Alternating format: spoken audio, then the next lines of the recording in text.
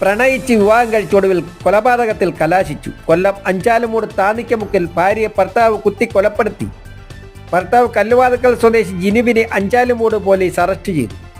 കാസർഗോഡ് സ്വദേശിനി രതിയെ എറണാകുളത്ത് വെച്ച് കണ്ടുമുട്ടി ഇരുവരും പ്രണയിച്ചാണ് വിവാഹം കഴിച്ചത്.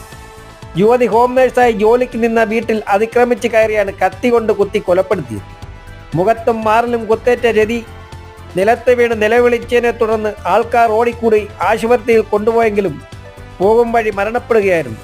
പാരിപ്പള്ളി മെഡിക്കൽ കോളേജിൽ പോസ്റ്റ്മോർട്ടത്തിന് ശേഷം ബന്ധുക്കൾ ഏറ്റുവാങ്ങി കാസർഗോഡ് സംസ്കാര ചടങ്ങുകൾ നടത്തി.